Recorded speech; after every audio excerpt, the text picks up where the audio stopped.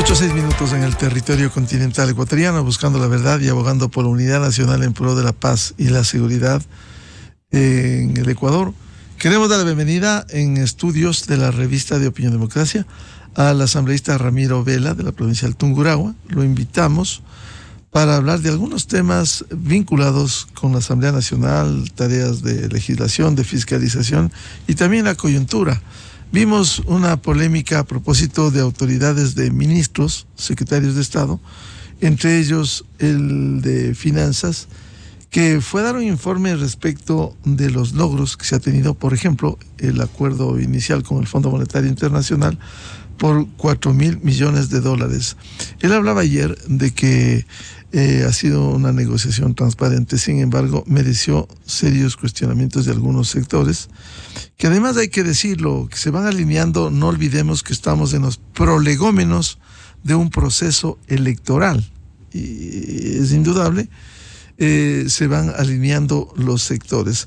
Pero ¿cuánto contribuye estos informes que permitan esclarecer, o el caso de la ministra del Ambiente, permitan esclarecer las inquietudes legislativas? Buen día.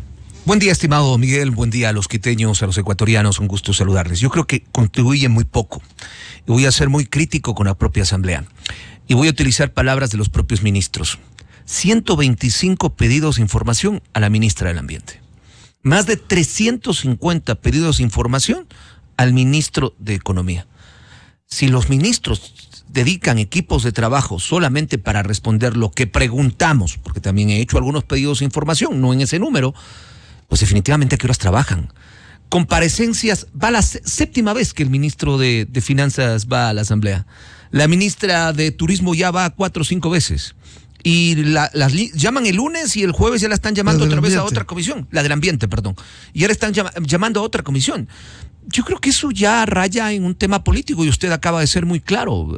Tiene que ver directamente con lo que viene de aquí en adelante en el tema electoral. Y me voy a referir a la comparecencia del ministro de Economía. Y no es cuestión de defender, es cuestión de lógica.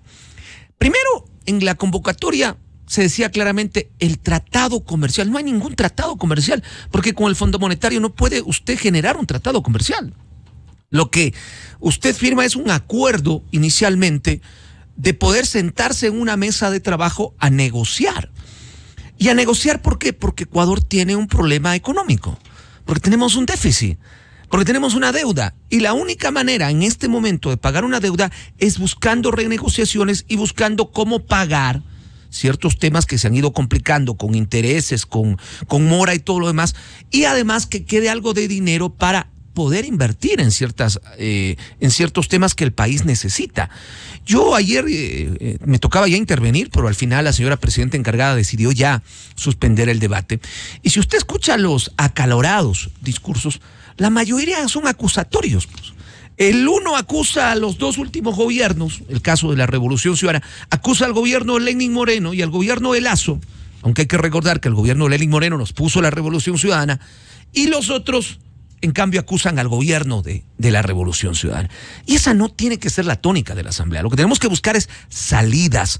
Y, por ejemplo, ayer se acordaban de la famosa negociación del petróleo, venta anticipada a China, que nunca se transparentó esa información, pues, porque era un tratado del Ministerio de Economía, aparentemente con una venta anticipada. Pero acá se quiere que se hable de un acuerdo que todavía no está hecho, que todavía no está tratado. Lo que sí podemos decir, y yo ratifico las palabras del ministro, es que hay la posibilidad de sentarse a la mesa. Y yo creo que eso es bueno para Ecuador, porque lo peor que nos podría pasar como país es que nadie nos dé una mano en el momento en que vamos a necesitar un crédito, Miguel.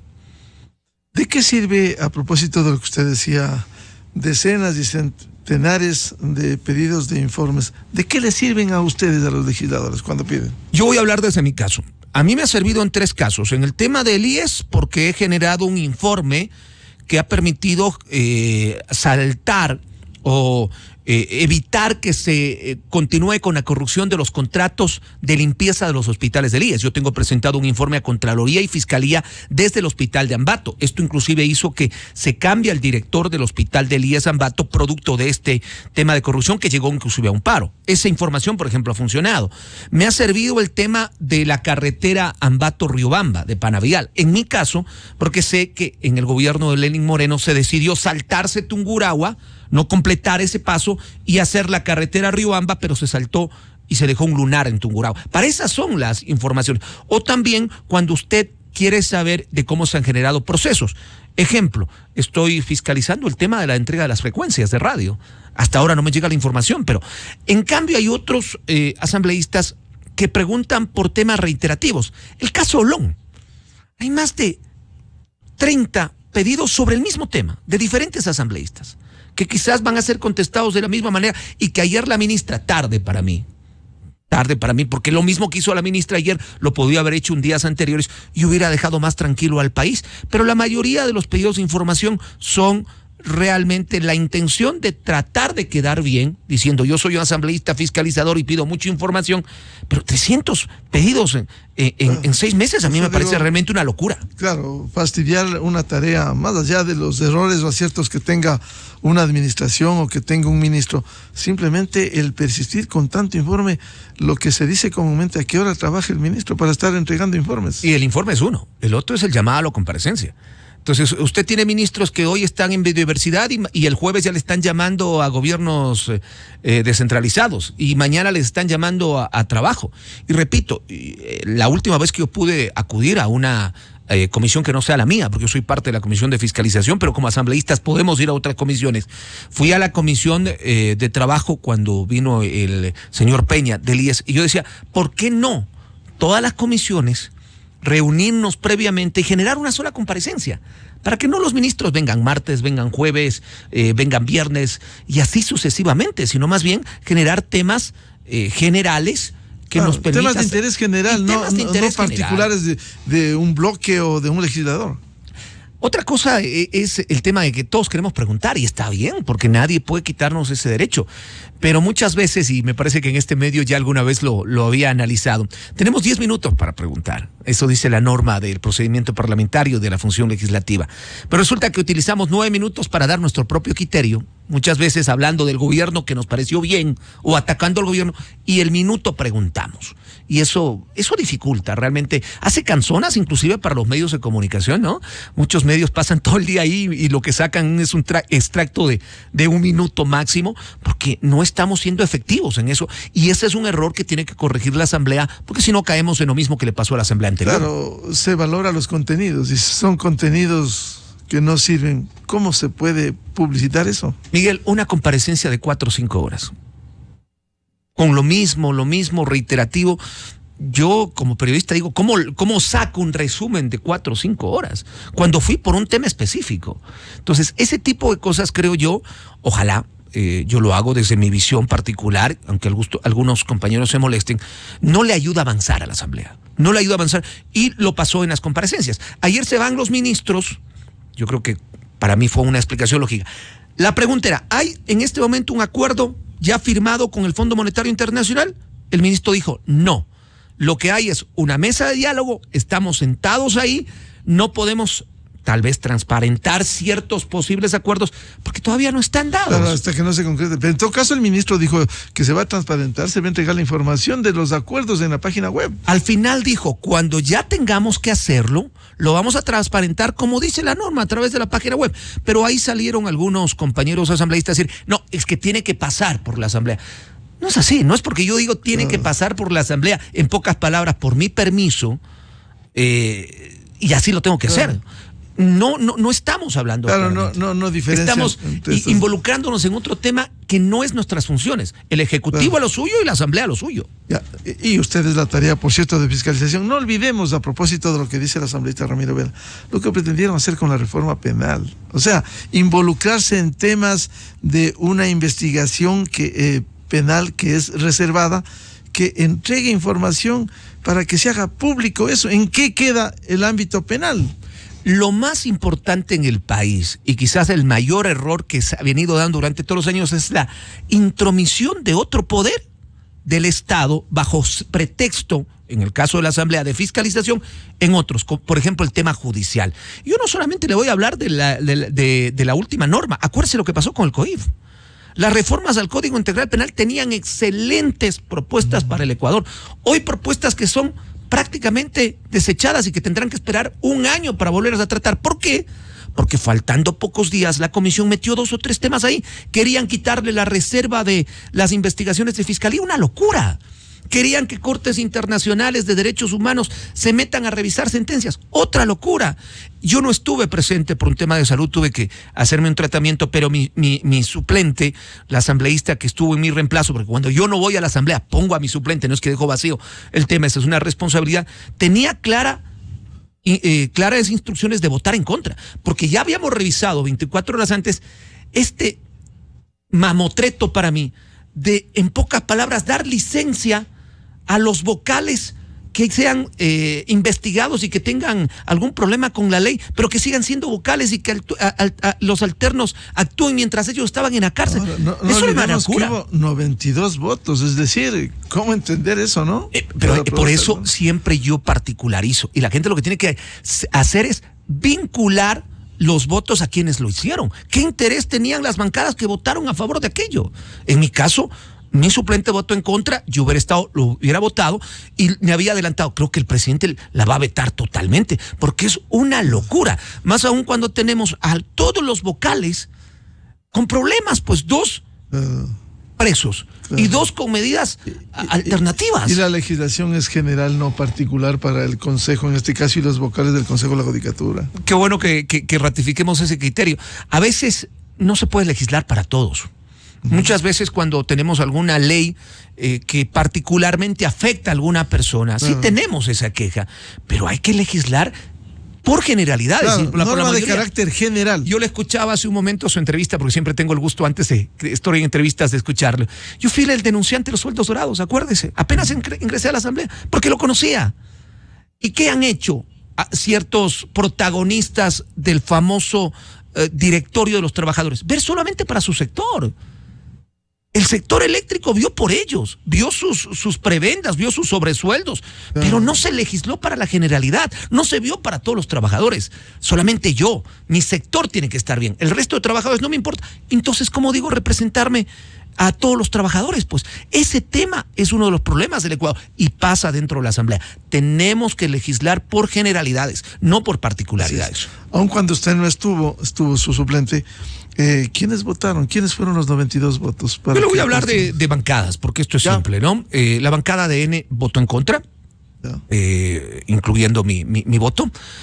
Conozco que Revolución Ciudadana votó a favor, Construye votó a favor, varias personas de gente buena votaron a favor, Partido Social Cristiano votó a favor y algunos independientes. Otros independientes votaron en contra. Claro. Pero llegaron a 92 votos. Claro, los 2/3, es decir, no es tan simple. Y habían cosas positivas en esa norma también. Claro, pero se echa pique por lo que se puso. Repito, el claro ejemplo del Código Integral Penal, donde yo propuse 3 cosas, y de las 3 cosas, inclusive varios jueces me decían, Ramiro, sí está bien el tema de la conciliación, no permitir que se sigan repitiendo las salidas y entradas de las cárceles, el mismo nivel de subir las penas, pero no, se metieron 2, 3 temas y la ley completa se daña, y eso le hace mal al país, porque hay intereses particulares y no se legisla por la generalidad. Claro, por eso se genera desconfianza hacia afuera de la Asamblea, porque no se sabe, por buena intención que hay en unos contenidos, en unos textos, finalmente terminen arruinando con los intereses que quieren incluir en esos proyectos. Y es por eso que los ciudadanos tienen que, ya vienen las elecciones, elegir a las personas, aunque si bien es cierto el sistema electoral del país está hecho para que los partidos se fortalezcan. Y miren, hay un pedido de reforma de que los camisetazos, de que se sancione con la destitución al asambleísta. Lo que se busca es tener 4 o 5 cabezas de asambleístas externos que les digan cómo votar adentro. Y eso no. Por eso los ciudadanos tienen que votar por gente proba dentro de la función privada. Gente que en diferentes profesiones hayan demostrado la capacidad analítica y la posibilidad de discernir entre lo bueno y lo malo. Porque si voy a votar en bloque, no necesito haber estudiado mayormente, simplemente recibo la orden. Y eso es lo que pasa como ha pasado en esta última ley, donde, repito, todos los ciudadanos han mostrado su descontento y, lamentablemente, legislar y haber aprobado 21 leyes, ¿sí? Pero resulta que lo malo pesa más en el ciudadano y la credibilidad de la Asamblea baja, y es lamentable. Bien, con este contexto, ¿qué va a venir luego de los informes de ayer? Porque ya hubo voces que incluso pudieran llegar a juicios políticos. El tema de los juicios políticos para mí es realmente un tema complicado, siendo parte de la Comisión de Fiscalización. Primero porque la norma nos exige algo que se llama el orden de prelación. Mire que tendremos juicios políticos hasta cuando ya nosotros no seamos asambleístas. Para el próximo periodo. Ya tenemos días en cola. Así que eso no sé si sea realmente una sanción, venga de donde venga. Lo otro, yo personalmente creo que hay que analizar qué verdad queremos escuchar. Ayer me sorprendía que algunos asambleístas decían, ¿por qué no nos dicen la verdad? ¿Qué verdad? ¿La verdad que yo quiero escuchar? Y yo me quedé muy satisfecho, por ejemplo, con el análisis de la ministra del Ambiente, con temas técnicos, con coordenadas. Aquí está, yo no di el permiso se da a través de un sistema, si es de bajo impacto, si es de mediano impacto, si es de alto impacto. Pero si yo me quiero ir hasta contra el sistema, me quiero inventar hasta que en la línea de una reserva, ya es la reserva. O sea, si no hago caso ni siquiera a los informes técnicos, ¿a dónde vamos a ir? Entonces, definitivamente, claro, las bancadas y las comisiones tienen la posibilidad de seguir fiscalizando, ese es nuestro derecho, pero a los ministros también, creo yo, hay que dejarles trabajar.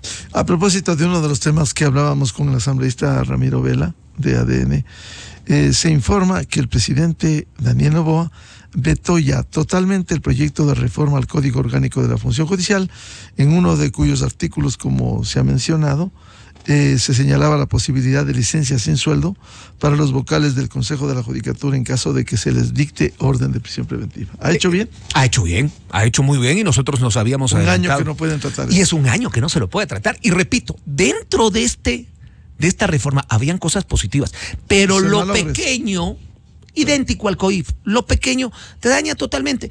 Y mire, yo voy a hablar más allá de la calidad de grandes asambleístas, juristas, abogados. Yo soy periodista, hay otras profesiones que están dentro del tema, pero el sentido común, cuando el antecedente inclusive dice que los 4 vocales del Consejo de la Judicatura han tenido problemas, o sea, no hay uno que se haya salvado, lamentablemente, y nosotros estamos dando la puerta abierta que si vuelve a pasar, pida licencia mientras se defiende, mientras está en la cárcel. Es una locura que si pasó por la Asamblea, ojalá para los ciudadanos queden a mente quienes no tuvieron el sentido común de votar en contra de esto.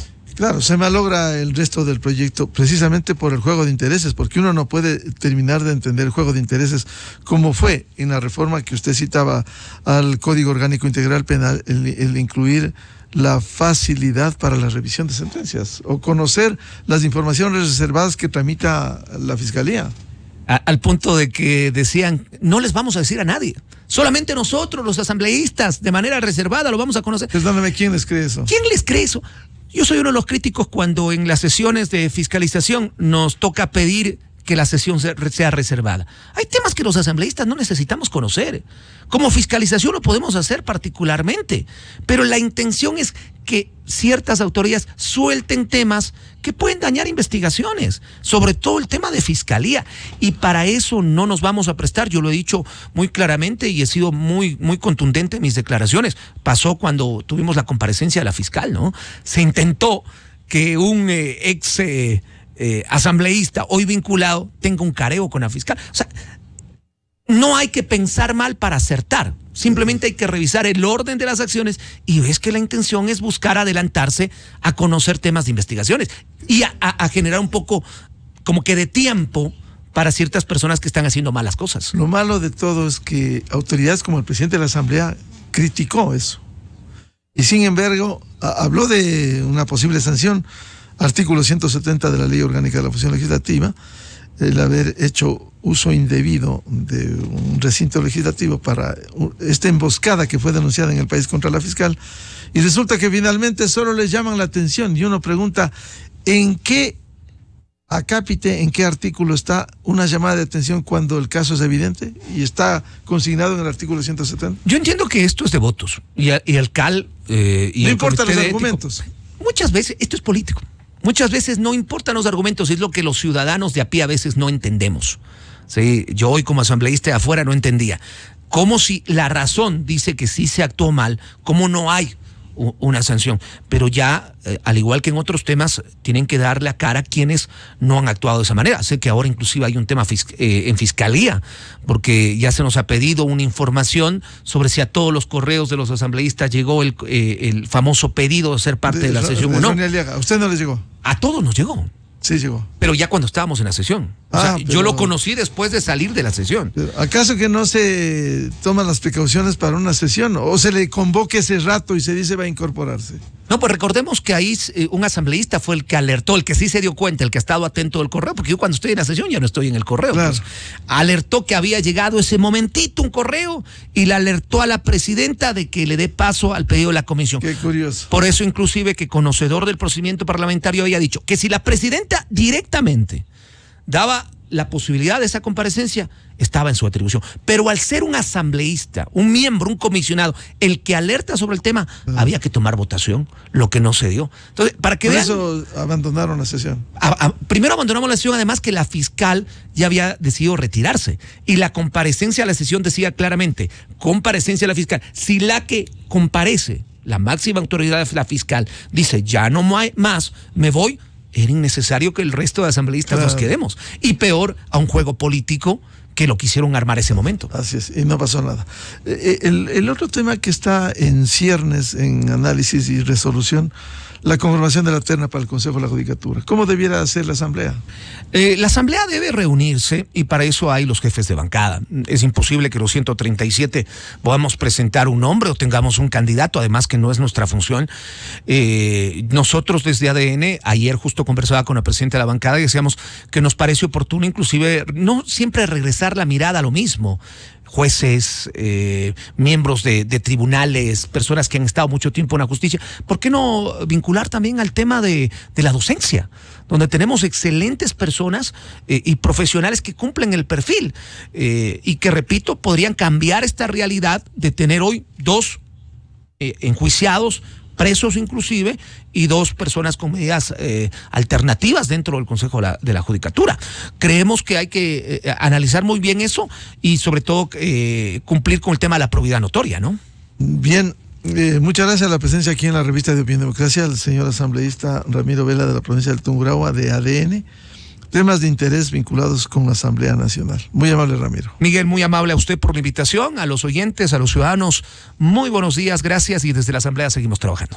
Muchas gracias, 8:28 minutos en el territorio continental ecuatoriano. Vamos a una pausa publicitaria y ya volvemos con el doctor Juan Rivadeneira, analista, para hablar precisamente sobre los 6 meses del gobierno. Desde 1984 con Gonzalo Rosero. La revista de Opinión Democrática.